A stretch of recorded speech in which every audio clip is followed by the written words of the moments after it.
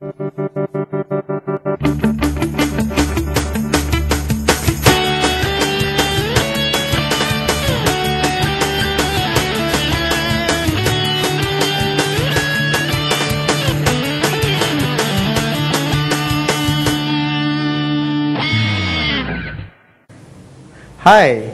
such a joy to come back to you again, and last week we've been receiving some fantastic responses from viewers, and it's a joy to minister to you through our singing. Before I proceed further, let me take you to one of my concerts. One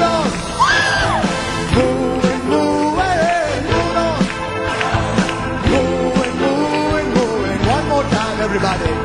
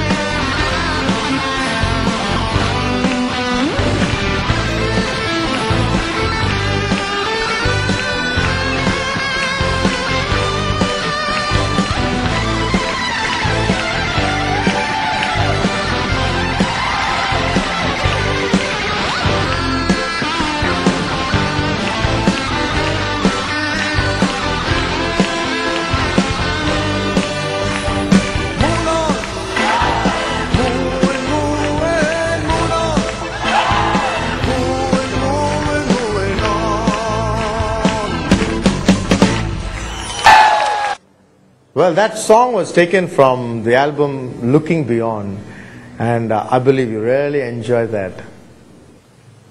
Today I just want to share a thought from ஆண்டவருடைய வசனம் சொல்லுது, ஒரு எளியவன் எப்படி ஒரு குப்பையில இருந்தும் புழுதியில இருந்தும் ஆண்டவர் தூக்கி ராஜாக்கள் மத்தியிலும் பிரபுக்கள் மத்தியிலும் நிறுத்துவேன்னு சொல்றாரு. God picks the poor man from the dust, the beggar from a dunghill, and he can elevate a person from that sort of a level to sit down with kings and princes. அந்த அளவுக்கு ஒரு உயர்வை கட்டளையிடுகிறதுக்கு ஆண்டவர் செய்ய வல்லவரா இருக்காரு. நம்ம எங்க இருக்கிறோமோ அங்கிருந்து நம்ம எங்க அடையணுமோ அதை உயர்த்துறவர் நம்ம தேவன். அவர் நமக்கு உதவி செய்யற தேவனா இருக்காரு. யோசேப்புடைய வாழ்க்கையில கூட அவருடைய கஷ்டத்திலையும் பிரச்சனையிலும் அவதூறா பேச போல அவருடைய நண்பர்கள் அவரை கைவிட்டாங்க, குடும்பத்தினர் எல்லாரும் மறந்துட்டாங்க. அந்த சூழ்நிலையும் ஆண்டுடைய பிரசனம் அவரோடு இருந்தது நிமித்தம் அவர் ஒரு குழியிலிருந்தும் ஒரு சிறைச்சாலையிலிருந்தும் ஒரு அரண்மனைக்குள் வர்றதற்கு வரைக்கும் ஆண்டுடைய பிரசனமே அவருக்கு ரகசியமா இருந்துச்சு. இன்றைக்கு கூட ஆண்டுடைய பிரசனத்தை பற்றி ஒரு பாடலை பாட போறேன். அந்த பாடலை எழுதினது என்னுடைய நண்பர் பிரேம் ஜோசப். இது அந்த சிடி பேரு ஸ்லாக்கியம்னு அருமையான ஒரு ஆல்பத்துல பாடுறதுக்கு எனக்கு ஒரு சான்ஸ் கிடைச்சிச்சு. அந்த பாடல் உங்களுக்கு பாட போறேன்.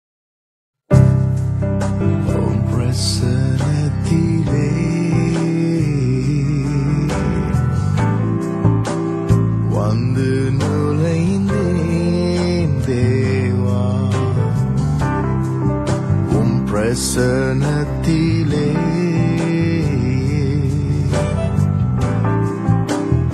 உம்மை தொழுவேன் தேவா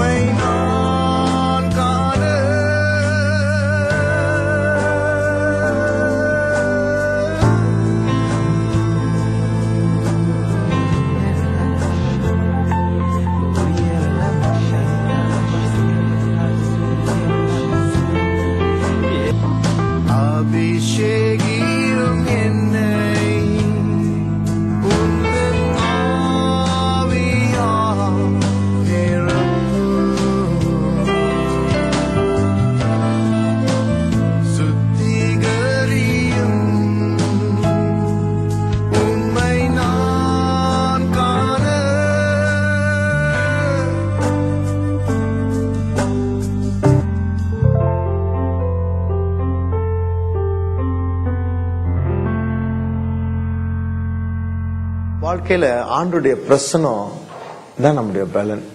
நம்முடைய பணம், நண்பர்கள் இருப்பாங்க, அநேகர் கூட இருக்கிறேன்னு சொல்லுவாங்க. ஆனா கஷ்டமான சூழ்நிலையில நம்முடைய பலனானது ஆண்டவருடைய பிரசனம். இந்த ஆண்டவருடைய பிரசனத்தை நம்ம எப்படி நமக்கு கிடைக்கும் நம்ம யோசிக்கலாம். ஆண்டவர் சொல்றாரு, நொறுங்குண்ட ஒரு இருதயம் உள்ள மனுஷன் பக்கத்துல ஆண்டவர் இருக்கிறார். நம்ம கஷ்டத்திலயும் வேதனையிலயும் ஆண்டவர் நம்ம விட்டு விலகி போயிட்டாரு நினைக்காதுங்க. அந்த நேரத்துல தான் ஆண்டவர் நம்மளோட நெருங்கி இருக்கிறாரு. நம்முடைய ஜெபம் கூட ரொம்ப ஜெனுவினா இருக்கும் அந்த நேரத்துல எல்லாம். அவர் சொல்றாரு, ஒரு இருதயத்துல ரொம்ப கஷ்டப்பட்டு நொறுங்குண்ட ஒரு மனுஷனோட நான் கூட இருக்கிறேன்றாரு.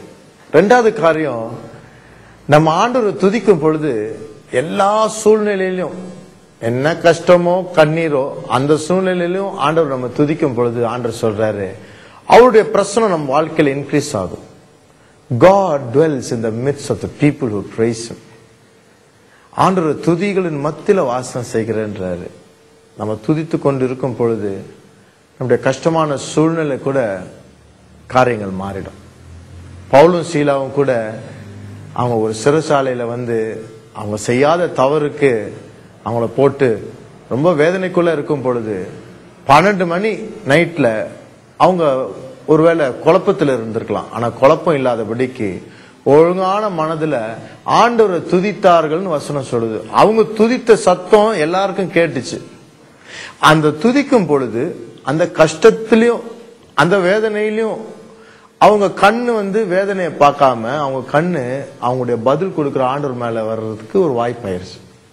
அந்த சூழ்நிலை துதிக்க துதிக்க ஆண்டவருடைய பிரசனம் இன்க்ரீஸ் ஆக வசனம் சொல்லுது, ஒரு பெரிய ஒரு சூப்பர் நேச்சுரல் மிராக்கிள் ஆகி அவங்க சங்கிலி உடைந்தது, கதவு திறந்தது, அவங்க சிறைசாலையிலிருந்து விடுதலை ஆக்குனாங்க. இன்னைக்கு கூட உங்க பிரச்சனையே யோசிச்சுட்டு இருக்கிறீங்களா?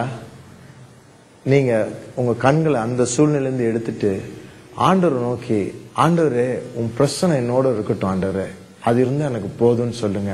ஆண்டவர் சொல்றாரு, என் பிரச்சனை உன்னோடு போய் உனக்கு அமைதியும் நிம்மதியும் நான் தருவேன், உன் வழிகளை செவையாக மாற்றி தருவேன், உன்னை வாழ வைப்பேன்றாரு.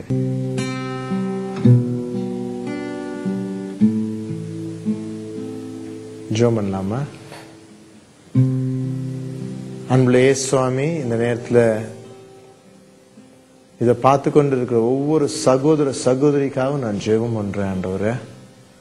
இந்த நேரத்துல கூட அவங்க வாழ்க்கையில நாங்க கேட்கிற ஒரே காரியம், எல்லாத்தை காட்டிலும் உம்முடைய பிரசனம் அவங்க வாழ்க்கையில அதிகரிக்கட்டும், அதையே நாங்கள் நாடுறோம் ஆண்டவரே. இப்போது கூட உம்முடைய பிரசனமானது ஆண்டவரே ஒரு நதி போல பாய்ந்து அவங்க வாழ்க்கையில இருக்க எல்லா வறட்சியையும் நீக்கி ஒரு செழிப்பை கட்டளிடட்டும் ஆண்டவரே. நீர் சொன்னீர் ஆண்டவரே, ஒரு எளியவனை நீர் உயர்த்தி ராஜாக்கள் மத்தியில நீக்க வைப்பேன்னு சொல்ற இந்த நாள்ல கூட ஆண்டவரே, எனக்கு யாரும் உதவி செய்யறதுக்கு யாரும் இல்லையே, இந்த பிரச்சனை எப்படி நான் தீர்க்க முடியும், எனக்கு யாராச்சும் உதவி செய்வாங்க, யாருமே இல்லையே ஏங்கி கொண்டு இருக்கலாம் ஆண்டவரே. ஆனா நீர் அற்புதம் செய்யற தேவன் ஆண்டவரே.